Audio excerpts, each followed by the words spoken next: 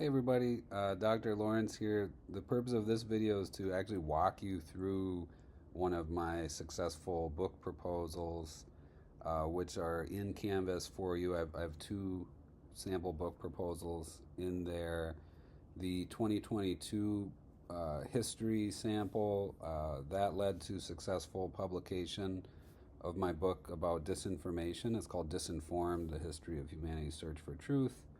And that's been out and available for a while. So it's kind of cool to see a book proposal that led to a book being published and what works and what doesn't work. And then the proposal I'll walk you through today is my proposal on the origins of technology, which I successfully queried to a literary agent. And right now it's on the market. It's being sent to editors. Acquisitions editors are reading it. I'm still in that process, just like we all are, of trying to publish that work. So it's a successful proposal in the sense of it has agency representation, but it's still in that process of actually trying to find a home, trying to find a publisher. So I think that's the one I'm going to talk about today, because I think it's a really well refined proposal. But then there's also parts of it, that I'm still potentially working on or reshaping for maybe another round of submissions. Okay, so proposals are like don't break the wheel too much. Really, it's like there are conventions. My literary agent has told me, like, this is the format, like you're doing the right format pretty much. So at least there's one other source like confirming, and because these are successful. Now, could you change the format a little bit if you felt really strongly about it and you had a well-reasoned, purpose for doing it? Sure. But like broadly speaking, the format that I'm teaching you is kind of the format that is used in publishing. Basically starts with synopsis, or overview, summary, we're calling it in this class. The overview or the summary, what's the big, like, thing about the book, kind of walking through what the book's going to be about, comparable titles list, about the author or biography, and then your marketing plan and platform, who's going to read it, an outline. Again, in this class, we're just going to outline the first chapter. I don't expect you to outline a whole book at this point, but you're welcome to if you have lots of ideas and all that. And then the sample chapter, and that's why I designed the class the way I did. We're following the actual format of a real nonfiction book proposal. So, if you have a minute here, open up the Origins of Technology, the 2025 book sample. That's in a separate module in Canvas. It's in the sample book proposal module, and I'll kind of just walk through this with you. The only variation I did here is, because this is a big idea book, I'm challenging our understanding of where technologies come from. I'm trying to present a new theory. I added a section at the beginning of this document that I called the big pitch. And so it's, to me, that was just to signal, like, hey, this is not just another book about technology. This is like a whole new theory and a whole new idea. So that's one way that, like, here, I just slightly tweaked the format. Most book proposals, they're just going to start with the summary. Start with your overview or your summary. Give us the rundown of what the book is about. For me, I always try to make these really interesting. Like, I try to hook my you're bringing your creative writing skills into this right from the bat. The way that I start the summary here in this proposal on page 4, thousands of years ago, the ancient Greek philosopher Plato, a student of that well-known weirdo Socrates, warned us of the dangers of writing.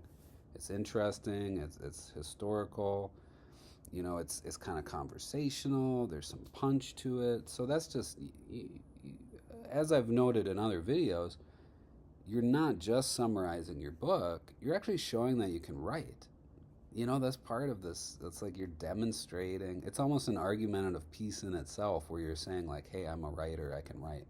So that's the summary, and you can see I go through the arguments, Richard Dawkins' extended phenotype. I quote some well-known scholars. I position the book in the field. I kind of show where my book is offering something new. Um, it's mostly like kind of rich content about the book itself. There's a little bit of there's some touch of marketing language in here too, like especially near the end, you can see where I write on page 5 going into 6. From our earliest clay pots to our satellites in space, it's possible to view even our most advanced technologies as the products of interactions between organisms and their environment. That's kind of the key pitch, the key thesis of the book. But it's written in this very, from our earliest clay pots to our satellites in space. That's more, that kind of reads more like the blurb or the back of the book than like a rigorous academic argument. And so you can see I've kind of integrated some of that throughout the summary. Then I move into the comparable titles. I'm thinking here about like what other big idea books about the origins, Harari, he wrote that really well-read book, Sapiens, A Brief History of Humankind or something like that. And so I compare my work to his stylistically and its scope. I look then more at the academic work. So there's Hedrick, A World History of Technology, and I show how I really add a lot to that. I'm really expanding Hedrick's conversation of technology. I look at the immortality key just to show the popularity of, the bestseller potential of like revised histories. And then I look at a book called How to Do Nothing, Resisting the Attention Economy, to show that there is a market space for like mixed academic scholarly works for a broader audience. And you can see I have, fairly rich annotations there about like how does my work compare to those authors.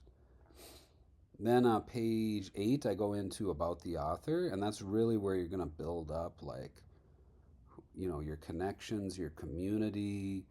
Who are you? Why are you qualified to write this book? What publications do you have? Your education? Where have you presented or spoken? Kind of all the things you've done in this really like objective kind of way. You can see the way I do it is like,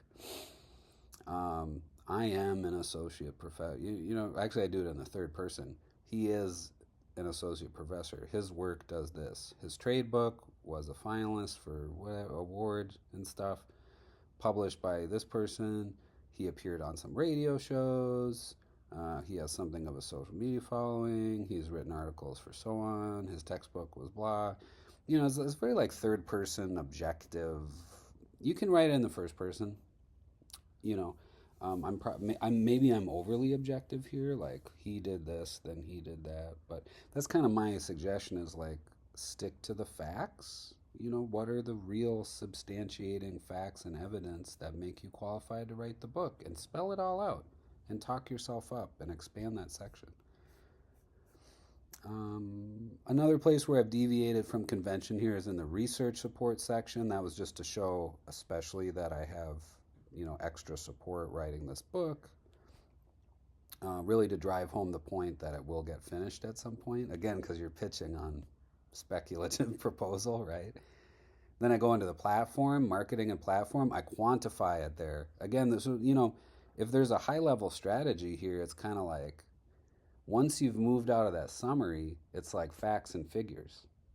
Because the publisher, the agent, the editor, they're thinking already about some of the business side of this. So as much as we don't like thinking about the business side of writing, it's like I'm trying to demonstrate there's an audience, there's an impact factor, there's something that the book's not just going to sit in a box in a warehouse somewhere.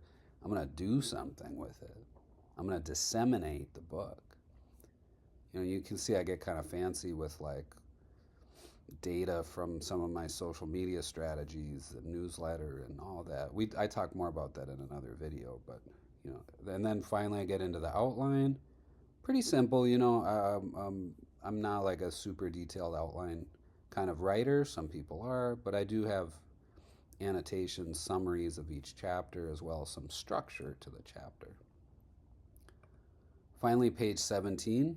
the beginning of my sample chapter. I try to format it to look really nice, kind of like, there's an epigraph, there's like a compelling quotation to start it out. I use the Roman numerals for the chapter enumeration. I give it a nice title. There's some like weight and some. I try to make it look bookish. That's part of your strategy here is you're trying to make the document look like, oh, this could really be a book. I have nice titles for my section headings, but you'll notice I'm like anecdotal, conversational. I'm giving it a narrative. I'm not just jumping in and like, the latest neuroscience and sort of. It's like I'm bringing the reader in. I'm showing some of my writing chops, if you can say that, and then expanding the chapter from there. You can kind of see I go a little bit chronological. Where do technologies come from? Cultural transmission of technology, some modern science, and then where is this all going? How does this, like, what's my original theory? And then finally in the conclusion, where do you fit in? What is this all about? And so maybe you can use that as a sample if you're kind of stuck to think about like formatting the movement, the flow, the sense of flow for a sample chapter. Okay, I don't want to be too long here. So basically, you can kind of use that as a template, and there's another one in there too. Use a real book proposal as like a structural template that you can adapt slightly, like stick to the basic conventions that we're talking about here. Your overview or summary. You've got your comparable titles, author bio, hypothetical marketing plan and platform. You've got your outline, you've got your chapter summary. That's really the heart. That's the skeleton, if you will, of the book proposal. All right, take care, everybody. Hope this was useful for you.